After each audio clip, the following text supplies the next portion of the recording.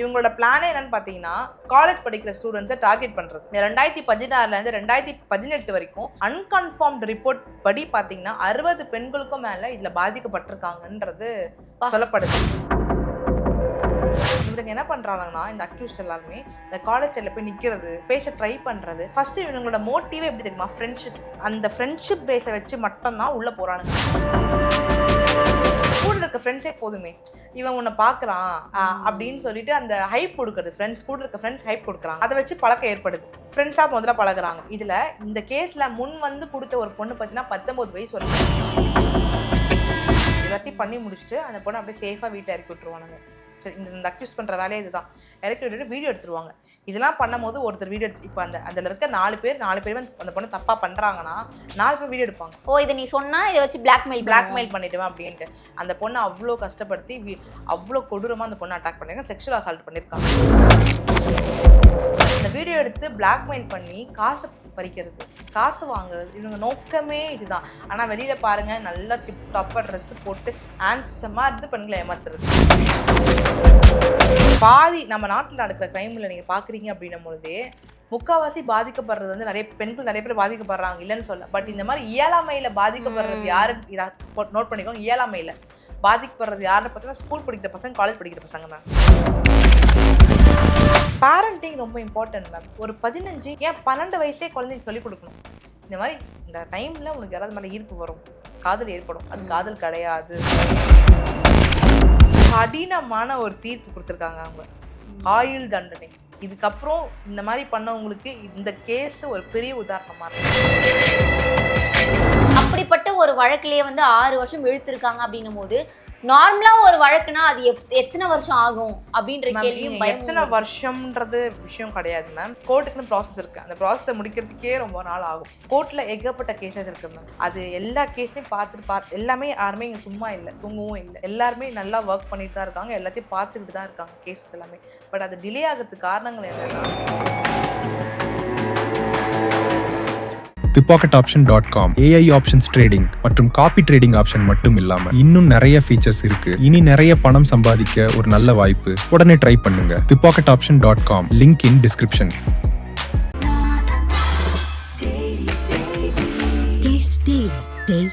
King TV நேயர்களுக்கு வணக்கம். இன்று நம்முடன் இணைந்திருக்கும் சிறப்பு விருந்தினர் வழக்கறிஞர் ஹரிணி அவர்கள். மேம் வணக்கம். வணக்கம். நம்ம இப்போ தமிழகம் முழுவதும் பொள்ளாச்சி கேஸ் பற்றி தான் ஒரே பேசும் பொருளாக இருக்குது. நேற்று அந்த வழக்கில் 9 குற்றவாளிகளுக்கு தீர்ப்பு வழங்கப்பட்டுச்சு. ஆயுள் தண்டனை எல்லாருக்குமே வழங்கப்பட்டது. இது வரவே இருக்க விஷயமா இருந்தாலுமே ஒரு சிலர் இதை விட அதிகமாக தண்டனை கொடுத்துருக்கலாமோ அப்படின்னு சொல்கிறாங்க. இதை பற்றி நம்ம பேசுகிறதுக்கு முன்பாக இந்த வழக்கில் ஆரம்பத்திலேருந்து இறுதி வரைக்கும் என்ன நடந்துச்சு அப்படின்றத பற்றி சொல்லுங்கள். 2019 இந்த பொள்ளாச்சி கேஸ் அப்படின்னாலே எல்லா மக்களுக்கும் தெரிய வந்துச்சு, இல்லை எதுவும் நடந்திருக்கு, பெண்கள் நிறைய பேர் ஏமாந்துருக்காங்க அப்படின்ட்டு. பட் நிறைய பேருக்கு வந்து நிறைய பேர் இன்னைக்கு இது வீடியோ பார்க்குறவங்க கூட பொள்ளாச்சி கேஸ்ல ஏதோ ஆயுள் தண்டனை வந்திருக்குப்பா, பட் என்ன நடந்திருக்கு, பேக்ரவுண்ட் ஆஃப் தி ஸ்டோரி பத்தி பெருசா யாருக்குமே தெரியறது மறந்துட்டாங்க தெரியறது. ஏன்னா இந்த ஜட்மெண்ட்டே பாத்தீங்கன்னா கேஸ் நடந்து 6 வருஷத்துக்கு அப்புறம் தான் ஜட்மெண்ட்டே வந்திருக்கு அப்படின்னும் போது மக்களுக்கு என்ன தோணுதுன்னா 6 வருஷம்னு மக்கள் மறந்தே போயிட்டாங்க, இப்படி கேஸ் இருக்குன்றத மறந்துட்டாங்க. நேத்து இந்த தீர்ப்பு வருது அப்படின்னும் போது மக்கள் எல்லாமே ரொம்ப ஆர்வமா ஆகுறாங்க, என்ன நடக்குதுன்ற விஷயம் தெரிஞ்சுக்கிறாங்க. ஓகே, இந்த பொள்ளாச்சி கேஸ் என்ன நடந்திருக்கு அப்படின்னா 2016லேருந்து 2018 வரைக்கும் இந்த 9 ஆண்கள்ல பாத்தீங்கன்னா ஒருத்தர் சபரிராஜன், அது பார்த்தீங்கன்னா இன்ஜினியரிங். நார்மலா வந்து கூலி வேலை பாக்குறவங்க யாரும் கிடையாது, எல்லாம் படிச்ச பசங்க தான். சபரிராஜன் 9 பேருமே படிக்க 9 பேர்ல பாதி பேர் படிக்கப்பட்டவர்கள் தான். இன்ஜினியரிங்ல பண்றவங்க, MBA முடிச்சவங்க, கன்ஸ்ட்ரக்ஷன் ஒர்க்ஸ் பண்றவங்க, இந்த மாதிரி பாதி பேர் படிச்சவங்க தான். படிச்சவங்க தான் அந்த விஷயத்த பண்ணிருக்காங்க. சபரிராஜன், திருநாவுக்கரசர், சுபாஷ், அந்த மாதிரி நிறைய பேர் இருந்திருக்கோம், நம்ம எல்லாம் கேள்விப்பட்டிருப்போம். 9 அக்யூஸ்ட் இருக்காங்க. இதுல இவங்களோட பிளானே என்னன்னு பாத்தீங்கன்னா காலேஜ் படிக்கிற ஸ்டூடெண்ட்ஸை டார்கெட் பண்றது. 2016லேருந்து 2018 வரைக்கும் அன்கன்ஃபார்ம்டு ரிப்போர்ட் படி பாத்தீங்கன்னா 60 பெண்களுக்கும் மேல இதுல பாதிக்கப்பட்டிருக்காங்கன்றது சொல்லப்படுது. ஆனா வெளியில வந்தது பாத்தீங்கன்னா 12. அதுல முன் வந்து எல்லாமே பண்ணது 8 பெண்கள் தான். சரி, எப்படி இந்த பெண்கள்லாம் ஏமாறுறாங்க, என்னதான் நடக்குது அப்படின்னு மக்கள் எல்லாருக்கும் சந்தேகம் இருக்கும். காலேஜ் படிக்கிற பசங்க இவங்க என்ன பண்றாங்கன்னா, இந்த அக்யூஸ்ட் எல்லாருமே இந்த காலேஜ் சைட்ல போய் நிக்கிறது, பேச ட்ரை பண்றது. ஃபர்ஸ்ட் இவங்களோட மோட்டிவே எப்படி தெரியுமா? ஃப்ரெண்ட்ஷிப் நூல் வச்சு அவங்க கிட்ட பேசுறது. அந்த ஃப்ரெண்ட்ஷிப் பேஸை வச்சு மட்டும் தான் உள்ள போறானுங்க, அந்த பொண்ணுங்களுக்கு அட்டாக் பண்ண போறானுங்க. போகும்போது இவங்களும் எல்லாம் வயசு பசங்க மாதிரி தான் இருப்பாங்க. போட்டோவே பார்த்துருப்பீங்க எல்லாருமே, நல்ல வயசு பசங்க மாதிரி தான் இருக்கிறாங்க. ஸோ காலேஜ் ஃப்ரெண்ட்ஸ் என்ன பண்றாங்கன்னா காலேஜ்ல நிக்கிறது பாக்குறது அப்படின்னும் பொழுது கூட இருக்க ஃப்ரெண்ட்ஸே போதுமே, இவன் உன்னை பாக்குறான் அப்படின்னு சொல்லிட்டு அந்த ஹைப் கொடுக்குறது. ஃப்ரெண்ட்ஸ் கூட இருக்க ஃப்ரெண்ட்ஸ் ஹைப் கொடுக்குறாங்க, அதை வச்சு பழக்கம் ஏற்படுது, ஃப்ரெண்ட்ஸா முதல்ல பழகுறாங்க. இதுல இந்த கேஸ்ல முன் வந்து கொடுத்த ஒரு பொண்ணு பார்த்தீங்கன்னா 19 வயசு ஒரு பொண்ணு, காலேஜ் படிக்கிற பொண்ணு. அந்த பொண்ணோட ஐடென்டிட்டி யாருக்குமே தெரியாது, தெரியவும் கூடாது. அது ஆக்சுவலி சட்டப்படி அந்த 19 வயசு பொண்ணு எப்படி இவங்க கிட்ட மாட்டிருக்காங்கன்றத பத்தி நீங்க தெரிஞ்சுக்கோங்க. இந்த 9 அக்யூஸ்ட்ல ஒருத்தன் இந்த பொண்ணு கிட்ட ஃப்ரெண்ட் மாதிரி பேசி இந்த பொண்ணை கூப்பிடுறான், பஸ் ஸ்டாப்புக்கு வர சொல்றான். இந்த பொண்ணு என்ன பண்றாங்க, இவன் நம்பி ஃப்ரெண்ட்ஷிப் தானே அப்படின்னு சொல்லி பஸ் ஸ்டாப்புக்கு போறாங்க. பஸ் ஸ்டாப் கிட்ட போகும்பொழுது கார்ல இந்த ஒரு அக்யூஸ்ட் கூட இன்னொரு அக்யூஸ்ட் கார் ஓட்டிட்டு இருக்கான், கார் ஓட்டுறதுக்காக வெயிட் பண்ணிட்டு இருக்கான். இந்த பொண்ணை வந்து பண்ணிருக்காங்க, பஸ்ல வேணா நம்ம கார்ல போலாம் வா அப்படின்னு சொல்லிட்டு இந்த ஒரு அக்யூஸ்ட் என்ன பண்ணிருக்கான், கார்ல ஏத்திருக்கான். இந்த பொண்ணு கார்ல ஏறி உட்காந்துருக்க அப்புறம் போற பாதி வரல இன்னும் 2 அக்யூஸ்ட் உள்ள வரான். உள்ள வந்து அந்த பொண்ணை ஃபுல்லா நாசம் பண்றானுங்க, பிளான் பண்ணி செயினை புடுங்கிடுறாங்க. எல்லாமே அந்த பொண்ணை என்னென்ன கஷ்டப்படுத்தக்கூடாதோ அந்த அளவுக்கு ட்ரெஸ் ரிமூவ் பண்ணி செக்ஷுவல் ஹராஸ்மெண்ட், ரேப் எல்லாமே பண்றாங்க அந்த பெண்ணை. இந்த பெண்ணை என்ன பண்றாங்கன்னா வெளியில சொல்ல முடியாது, எப்படி சொல்ல முடியும், வெளில போயிட்டு எல்லாத்தையும் பண்ணி முடிச்சுட்டு அந்த பொண்ணை அப்படியே சேஃபா வீட்டில் இறக்கி விட்டுருவானுங்க. சரி, இந்த அக்யூஸ் பண்ற வேலையே இதுதான். இறக்கி விட்டுட்டு வீடியோ எடுத்துருவாங்க. இதெல்லாம் பண்ணும்போது ஒருத்தர் வீடியோ எடுத்து இப்போ அதுல இருக்க 4 பேர் அந்த பொண்ணு தப்பா பண்றாங்கன்னா 4 பேர் வீடியோ எடுப்பாங்க. ஓ, இதை நீ சொன்னா இதை வச்சு பிளாக்மெயில் பண்ணிடுவேன் அப்படின்ட்டு அந்த பொண்ணை அவ்வளோ கஷ்டப்படுத்தி அவ்வளோ கொடூரமா அந்த பொண்ணை அட்டாக் பண்ணிருக்காங்க, செக்ஷுவல் அசால்ட் பண்ணிருக்காங்க. பண்ணிட்டு அந்த பொண்ணுக்கு என்ன பண்றதுன்னு தெரியல, கீழே இறக்கி விட்டுட்டாங்க. இறக்கி விட்டுட்டு அந்த பொண்ணுக்கு அடிக்கடிக்கு கால், காசு கொடு காசு கொடு காசு கொடுக்கலாம், அந்த வீடியோ வெளில விட்டுருவேன் அப்படின்னு பிளாக்மெயில் பண்ணிட்டே இருந்திருக்கான். இந்த பொண்ணு பயந்து பயந்து பயந்து வெளியே தெரிஞ்சிடக்கூடாது. அப்பா அம்மா எப்படி என்ன சொல்லுவோம், அந்த பொண்ணு அப்பா கேட்க மாட்டான், சிசிடிவி கேமரால பார்த்தா தெரிஞ்சிடும் நீ விருப்பப்பட்டு தான் ஏறி போயிருக்க கார்ல. அப்பா அம்மா எனக்கு என்ன சொல்லுவாங்க, நம்பிக்கையில மேம் எல்லா பெண்களும் அவங்கள நம்பி போயிருக்காங்க மேம். பாதி நம்ம நாட்டில் நடக்கிற கிரைம்ல நீங்க பாக்குறீங்க அப்படின்னும் பொழுதே முக்காவாசி பாதிக்கப்படுறது வந்து நிறைய பெண்கள் நிறைய பேர் பாதிக்கப்படுறாங்க இல்லைன்னு சொல்ல. பட் இந்த மாதிரி இயலாமையில பாதிக்கப்படுறது யாருன்னு நோட் பண்ணிக்கோங்க. இயலாமையில பாதிக்கப்படுறது யாருன்னு பார்த்தீங்கன்னா ஸ்கூல் படிக்கிற பசங்க, காலேஜ் படிக்கிற பசங்க மேம். அதிகபட்சம் அவங்களுக்கு என்னன்னே தெரியாது, அது லவ்னால என்னன்னு தெரியாது. சும்மா ஒரு பையன் வந்து பேசுறான் அப்படின்னும் பொழுது அது லவ் நினைச்சுக்கிறாங்க. அந்த வயசு கோளாறு டெஃபினெட்லி வயசு கோளாறு நம்ம சொல்லியே ஆகணும். அது நம்ம மக்களுக்கு இந்த வயசு கோளாறு லவ் நினைச்சிடுறாங்க. லவ் நினைச்சு அந்த பையன் கூட பேச அந்த பையன் வந்து உண்மையான இன்டென்ஷன் லவ் பண்றானா இல்ல செக்ஷுவலுக்காக அந்த பொண்ணு கூட இருக்கானான்றத யோசிக்கிற அளவுக்கு அந்த மனப்பான்மை இல்ல. ஏன்னா கூட படிக்கிற பசங்களும் 19 வயசு 18 வயசு தான் இருக்கும். அப்படி இருக்கும் பொழுது ஈஸியா ஏமாந்துடுறாங்க. ஸோ அந்த இடத்துல பேரண்ட்ஸ் என்ன பண்ணணும், உங்க பொண்ணு ஸ்கூல் இல்ல காலேஜ் படிக்கிறாங்களா, இது பொண்ணுக்கு மட்டும் சொல்ல பசங்களுக்கும் தான் சொல்றேன். உங்க குழந்தைங்க ஸ்கூல் காலேஜ் படிக்கிறாங்களா, பசங்களை கண்காணிக்கணும். இப்ப இருக்க பெற்றவங்க 2 பேருமே பார்த்தீங்கன்னா வீட்டுல வேலைக்கு போயிடுறாங்க. காலைல போனா வீட்டுக்கு வர்றதுக்கு 9 மணி ஆகுது. அந்த குழந்தைய பாத்துக்கிறதுக்கு ஒரு ஆளை விட்டு போயிடுவாங்க.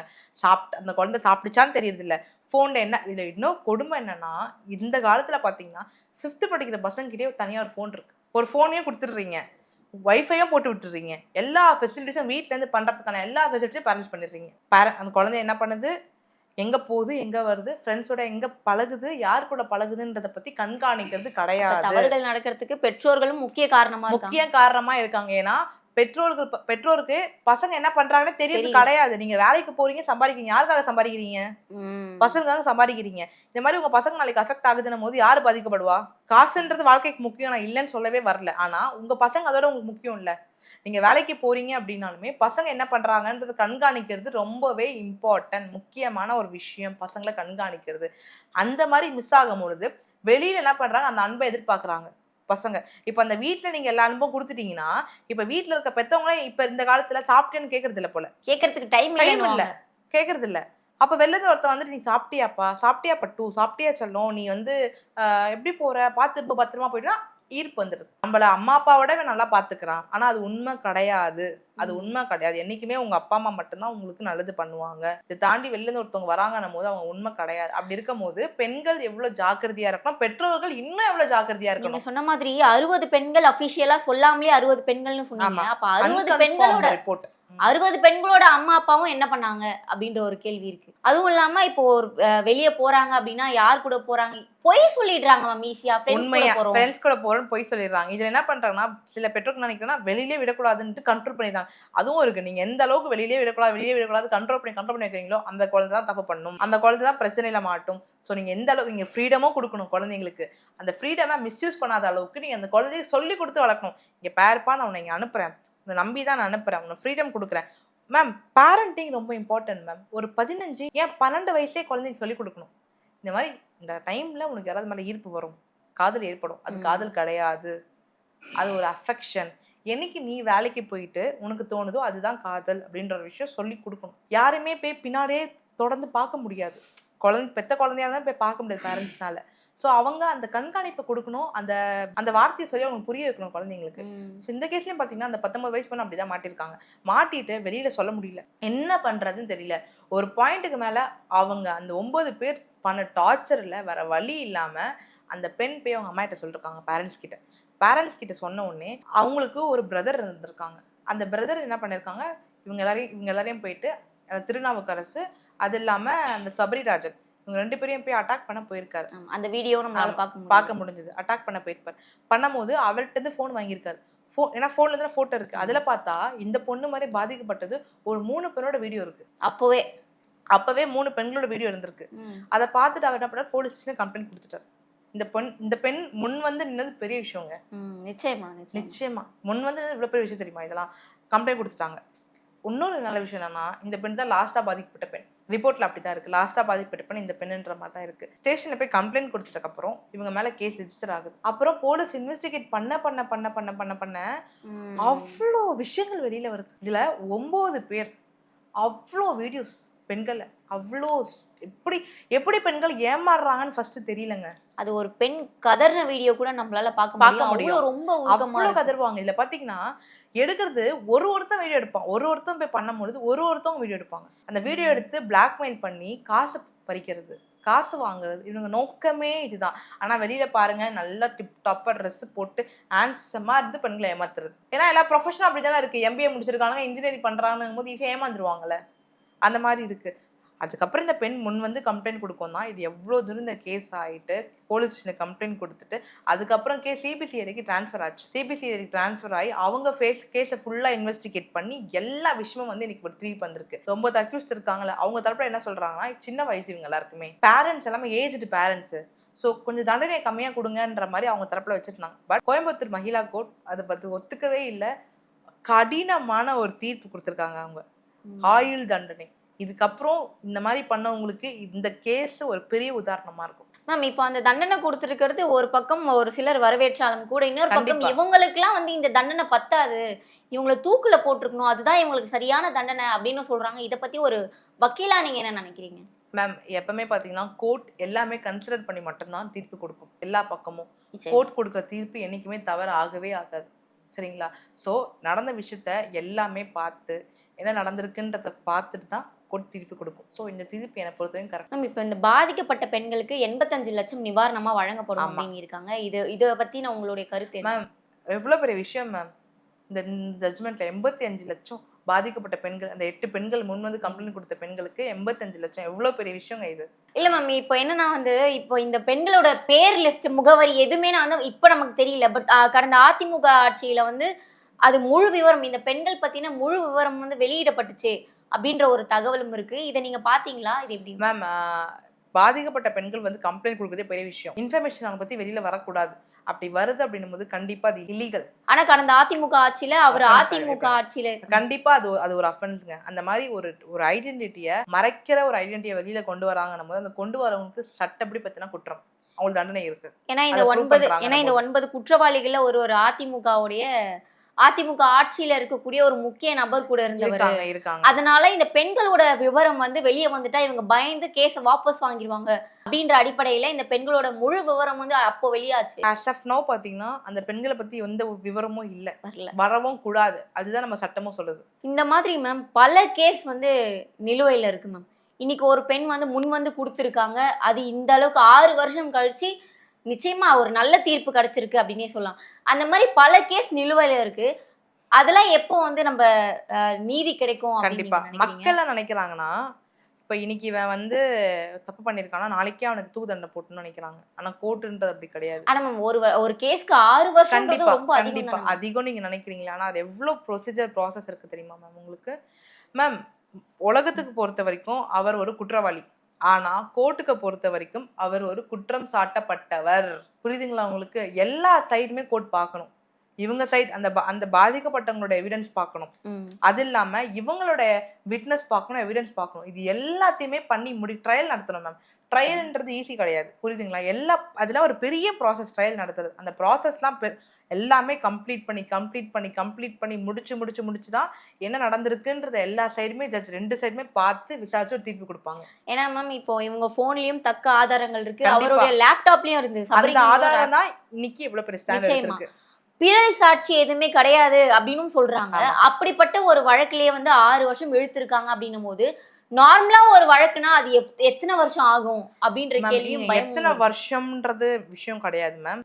என்ன விட்னஸ் எல்லாருமே விசாரிச்சு முடிக்கிறாங்க அப்படின்னும் போது எல்லா எவிடன்ஸையும் பாக்குறாங்கன்னும் போது கோர்ட்டுக்குன்னு ப்ராசஸ் இருக்கு. அந்த ப்ராசஸை முடிக்கிறதுக்கே ரொம்ப நாள் ஆகும். அப்படி முடியுது நம்ம கண்டிப்பா திருப்பி வரோம் மேம். ஏன்னா கோர்ட்ல ஏகப்பட்ட கேசஸ் இருக்கு மேம். ஃபர்ஸ்ட் ஏகப்பட்ட கேசஸ் இருக்கு. எல்லா கேஸுமே பார்த்துக்கிட்டு தான் இருக்காங்க. அது எல்லா கேஸுமே பார்த்து எல்லாமே யாருமே இங்கே சும்மா இல்லை, தூங்கவும் இல்லை. எல்லாருமே நல்லா ஒர்க் பண்ணிட்டு தான் இருக்காங்க. எல்லாத்தையும் பார்த்துக்கிட்டு தான் இருக்காங்க கேசஸ் எல்லாமே.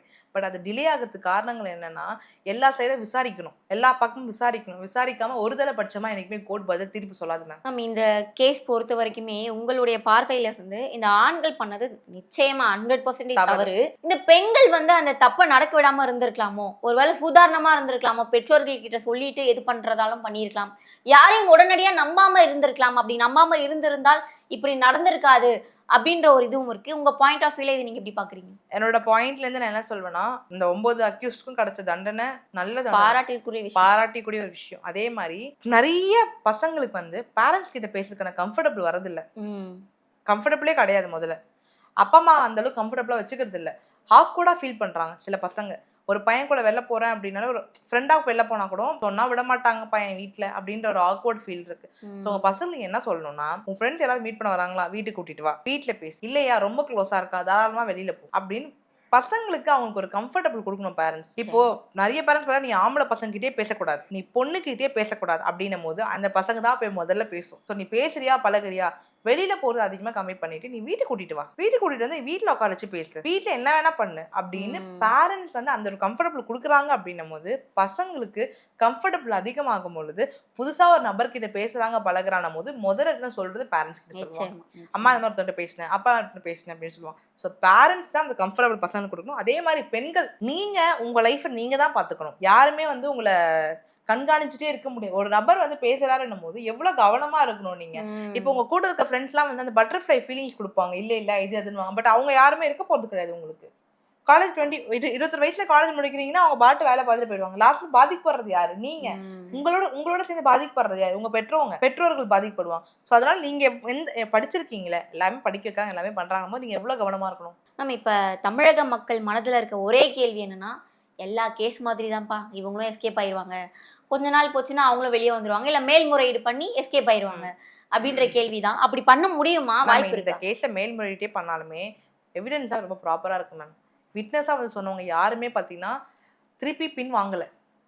பெர்ஃபெக்ட்டா எவிடன்ஸ், பிறல் சாட்சியே இல்ல, எல்லாமே பெர்ஃபெக்ட்டா இருக்கு. மேல்முறையீடு போனாலுமே இந்த கேஸ் உடையறதுக்கு வாய்ப்பே இல்லை. அப்ப எஸ்கேப் ஆகவே முடியாது. ஓகே மேம், பொள்ளாச்சி வழக்கு குறித்து ஒரு மிக சரியான புரிதல் கொடுத்திருந்தீங்க மேம். தொடர்ந்து பேசலாம் ma'am. ThePocketOption.com AI options trading மற்றும் காப்பி ட்ரேடிங் ஆப்ஷன் மட்டும் இல்லாம இன்னும் நிறைய ஃபீச்சர்ஸ் இருக்கு. இனி நிறைய பணம் சம்பாதிக்க ஒரு நல்ல வாய்ப்பு. உடனே ட்ரை பண்ணுங்க. ThePocketOption.com link in description.